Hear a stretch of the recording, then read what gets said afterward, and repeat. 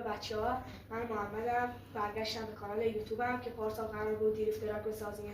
امسال با امید خدا می‌خوایم کانال رو شروع کنیم و دریفت تراک رو بسازیم. این فیلمی که دارید می‌بینید پارت اول فیلم، وسایلی که قرار دریفت تراک خریدم که قرار به شما نشون بدم. خب بریم با هم دیگه که وسایل رو نشون بدیم. اولین چیزی که نشون میدم که باید حتما توش باشه یه دونه دستگاه جوشی که من اینو به قیمت 5 میلیون خریدمش. بریم با هم دیگه آنباکسش کنیم.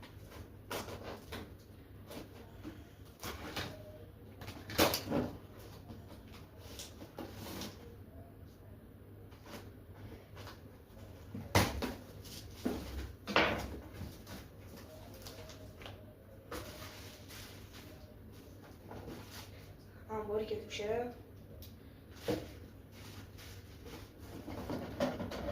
اینه که سیمدوشه رو برامون میگیره، اصل کار و خود دستگاه.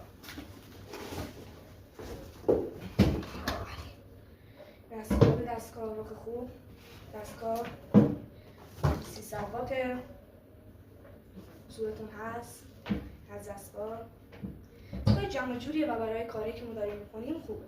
ما با بودجه کم برای بچه‌ها چیزایی می‌خریم که بتونن دریفت تراک و چیزایی که دوست دارن رو بسازن. بریم برای معرفی وسایل بعدی.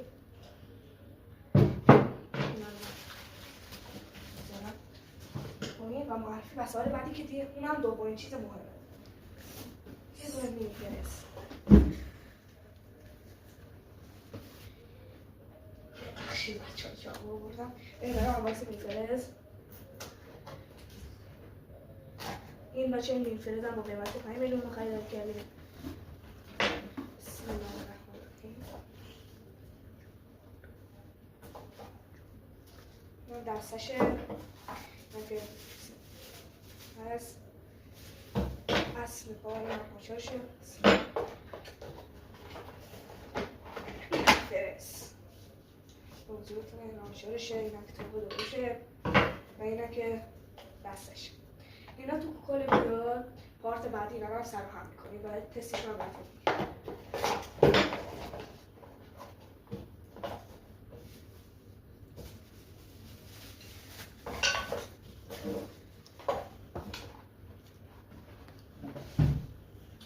سومی چیه؟ اصل کاری.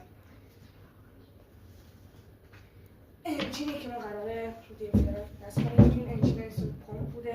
درست بچه 9 سالی اینو قیمت نو اصلیش الان 18 میلیون قیمت خورده. اینم مولاشه ما 6 میلیون خریدیم. جواشون هواکش آبشی داره، انجینی هم هست. اینم از انجین کار. چیز بعدی که ساختیم برای محور عقب شفت محوره که ما نرفتیم شفت بخریم، رفتیم یه دونه کمک هوندا خریدیم که با قراره از این شفتش استفاده کنیم. این کمک رو به قیمت 1,500 خریدیم. کمک نو نیست ولی خب دست و فنارینا نداره، ما فقط به شفتش کار داریم. سال بعدی دیگه نمیشه بگید عینک جوشکاریه. یه جواب پر وسایلم اومد برام. با بچه‌ها بودیم اینو آنباکسش کنیم. بازش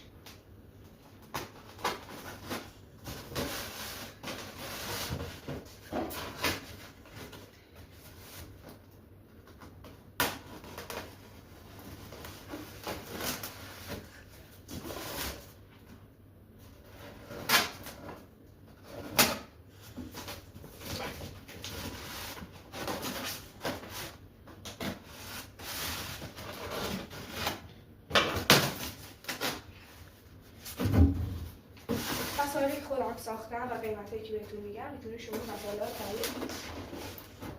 یه دونه ماکسه که برای موتور سواری گرفتم برای با سنگفرس که قرار کار کنیم. این هم به قیمت 350 گرفتم. دو تخته چوب که برامون مجانی افتید قراره برای دست ترمزدستی که قرار درست کنیم. این هم یه دونه سر ترمزدستیه که خودمون درست کردیم. این هم برامون 30 تومن افتید. تیغه ارموری، یه دونه ماکس دیگه، یه دیگه چی نیستی برای دکور دریفت تراکمونه، ترمز و سیم ترمز که برامون 100 تومن افتید و کلیدهای خلبانی که دوتا با سیمش برامون اینم 1100 تومن افتید. برای چراغ عقب و جلوه. سیم جوش هم گرفتیم، چلنگ هم گرفتیم قرار بره باک دریفتراک رو استفاده کنیم. 2 تا قرقره هم گرفتیم که قرار به کارمون بیاد. اینا فکر کنم قیمت 60 تومن گرفتم. یه دونه باکس دیگه هم داریم، جو موبایلی گرفتم. باکسش کنم.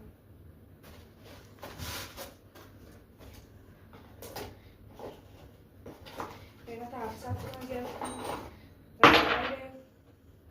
که قرار جلوی دریفتراکمون گوشی به جای کیلومتر بذاریم. این هم قیمت 700 تومن گرفتم. کنار اون تیو سنگ گرفتم. دونه ترمز دیسکی دوچرخه قیمت 200 تومن دست دومه. 2 تا اسمش یادم دست گاز اینا به قیمت 350 2 تاشو گرفتم. یه دونه فنر گرفتیم 30 تومن. یه دونه باتری گرفتیم 100 تومن که رفتمون بود ارزون کرده بودن. بچه این بود از پارت اول مسائلی که برای دیزاینتون خریدیم. لایک و ساب یادتون نره. خداحافظ تا ویدئوی بعد.